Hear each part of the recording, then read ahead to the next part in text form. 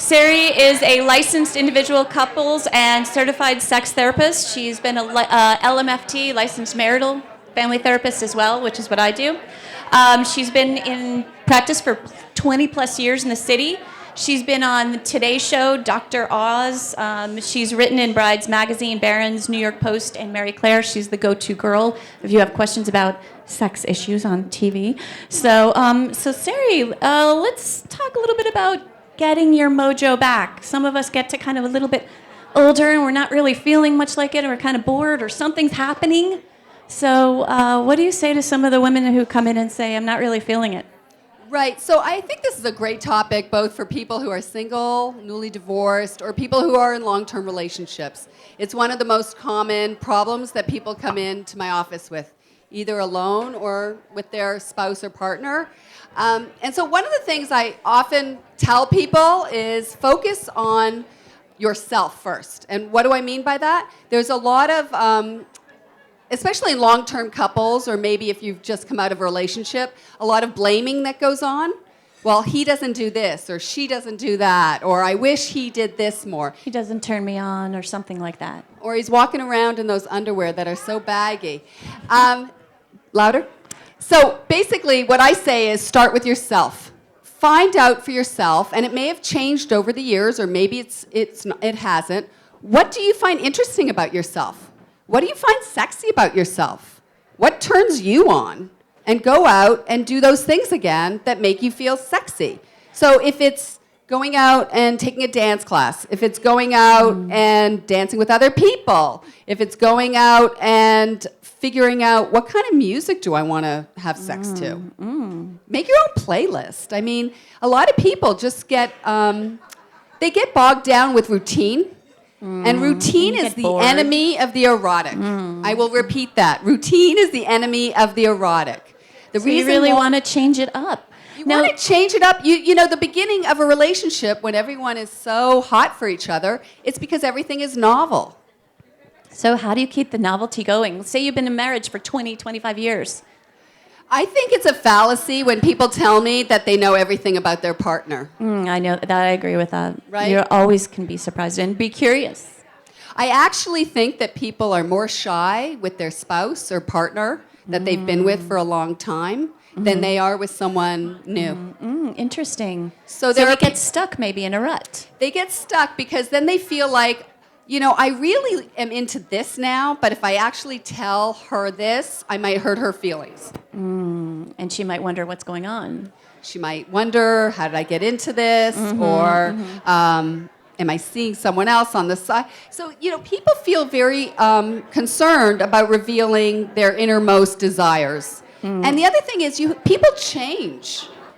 Yeah. You may have been into something very vanilla when you were younger, but as you've grown older, you know, read 50 Shades. 50 Shades of Grey. And you might want to try something new. And so expanding and adapting and allowing your partner to change and request new things is maybe a good way to look at things and be open, right? Experiment. Try something new. Yeah, so people have the hardest time articulating what it is they want. And so what I always say to people is think about different senses that turn you on. So it doesn't always have to be verbally communicated. You can write things down, put it in a hat, and then, you know, every so often go in the hat, pick something out, and say, oh, we've never done this before, let's try it. So you maybe agree on a bit of a menu, come up with a list of things you'd like to try. Right. Now, we had a little conversation before, because a lot of people think, oh, sexting is a bad thing, and our teenagers are doing it. But you have kind of a different view on sexting, texting. I actually think sexting is really fun. If you do it with the right person. It's got to be the right person. It's got to be the right person, and it's got to be done with an understanding of what it is. It's flirting. It can be great. It can keep that mojo energy going between you and your partner all week long until you see them again.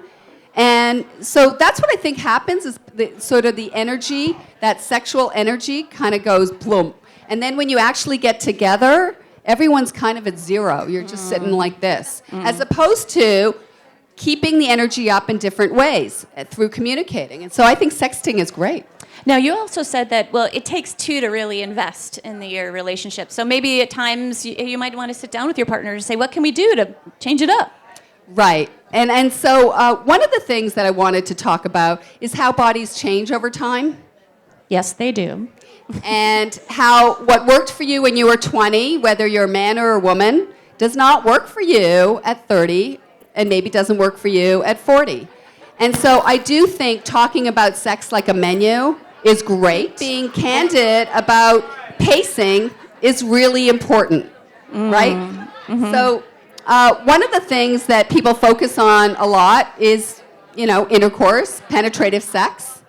And one of the things I talk to my clients about is outer course. Outer course, we love that. What is outer course exactly? So if you can let your imaginations go, outer course is anything that you do on the outside. Now, our skin is the biggest organ we have. For pleasure, that's right. Your skin is all over your body, right? We hope. And so some people really want to slow it down, to savor it. If you, again, with the metaphor of food, why not savor your dinner, then gobble it down? And by the way, this is true both for women and for men. So slow down, enjoy outer course. Now, the other thing you said to me that was really interesting was, have you all looked around at your bedrooms? What does your bedroom look like? Is it at all erotic, or is it just sort of a mess and it doesn't, you've got your workspace in there? And do you think about your bedroom being ready for something that's more fun and pleasurable, right?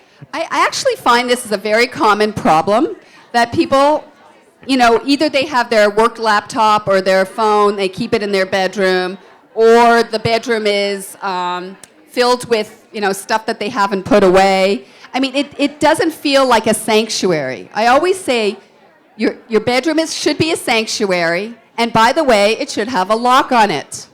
Ooh, a lock on the bedroom. The door. And for those with young kids, I say, let one of your kids who is artistic create a do not disturb sign to put on the doorknob.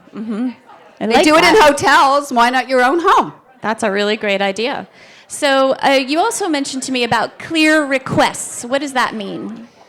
So I actually find that there are some stereotypes between the genders that are actually true. So the first one is that women expect, if they're straight, they expect men to sort of read them or read between the lines.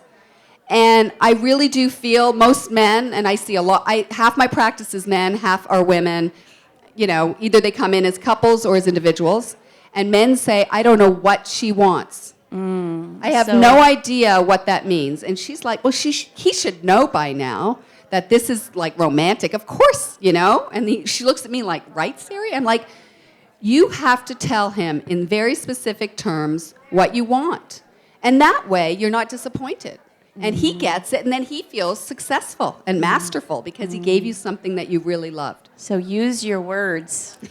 Use your words, or use some images. Images are good, too. I always say that, another way to get your mojo back is watching erotic films. Now, it can be porn, or if not, by the way, women out there, there's plenty of porn now that's being produced by women, for women, that actually appeals more to women than the male-produced porn that a lot of women feel is like a little too slow, a little too quick, not enough in terms of the storyline. Yeah. But I also say, think about films that have scenes in them that really kind of make you hot under the collar.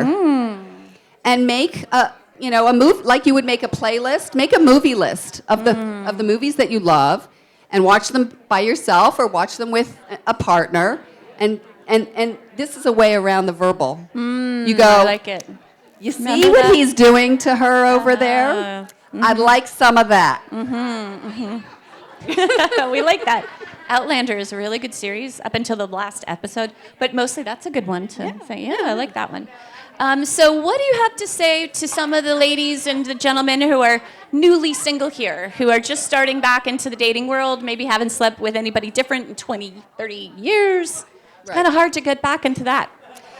So what I say to newly single people is take your time, Feel good about yourself. Create more of a, you know, a lot of people, they haven't had sex for a while if their marriage right, is 'cause sort of the- deteriorated. Yeah, the relationship has been bad. Yeah, so develop that mind-body connection again. And for those, a lot of people feel very self-conscious unsheathing themselves in front of a new person. Oh. So what I say is do something that makes you feel good about your body, whether it's looking in your mirror and saying some, like 3 positive things about your body every day, whether it's getting in better physical shape, because then you're actually more connected with your body. In a former life, I was a dancer, so for me, that body-mind connection is super important. And I do think when you feel better on the inside and you feel stronger, whatever it is that you're doing, you walk with more of energy, with more confidence. And you build your desire, you get connected, you're ready to date again. Right. Well, Sari, thank you so much. Thank you for And having me. that sets us up for our next segment. I have 2 plugs. Oh, yes. Okay, Sari. So my website is saricooper.com, and I've also launched a new channel on YouTube. It's called Sex Esteem.